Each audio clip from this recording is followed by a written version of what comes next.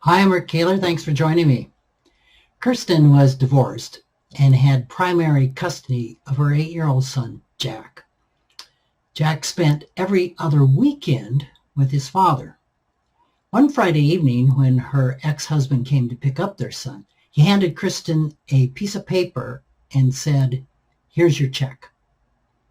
Jack looked at his mom and said, "Oh, so Daddy pays you?" Divorce is more than the termination of a marriage. It's also a major financial event that can have repercussions for many years to come. There's no greater threat to your financial well-being than divorce, unless you are very wealthy or very poor. In most cases, both former spouses will see a decline in their lifestyles. The money-related emotional repercussions can be significant as well. During the marriage, Kirsten had sacrificed working full-time in her career to stay home and raise their son. After the divorce, she had to return to full-time employment. Her salary plus the child support that her ex-husband paid conscientiously were not enough to support the lifestyle the family had maintained during the marriage. While not working wasn't an option for Kirsten, it presented a number of emotional challenges for her. She loved both her work and her son.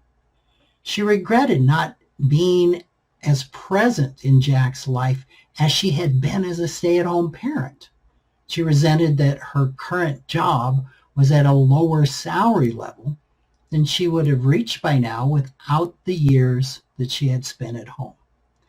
She blamed herself for having become financially dependent on her husband, something she'd feared from childhood and promised herself she would never do. When her son innocently said, "Oh, so Daddy pays you?" the words cut deep for Kirsten and instantly brought up a plethora of thoughts and feelings.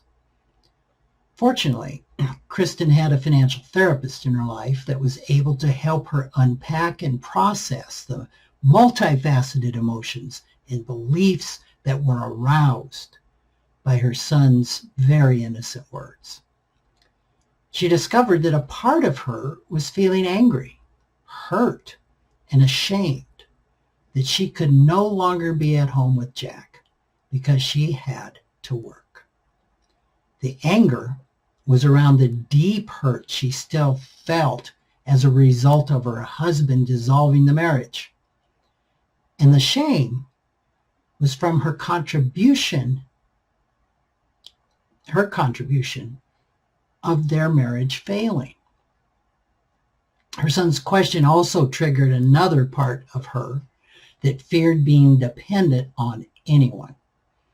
That part felt safest when she was employed and wanted Kirsten to work really hard so she wouldn't have to depend on her ex for child support. Still another part of her interpreted Jack's words to mean he thought that his father was fully supporting them. This left her feeling minimized and unseen for her contributions, both financially and in bearing the responsibility of being the primary parent, without which she and her son would not be able to survive.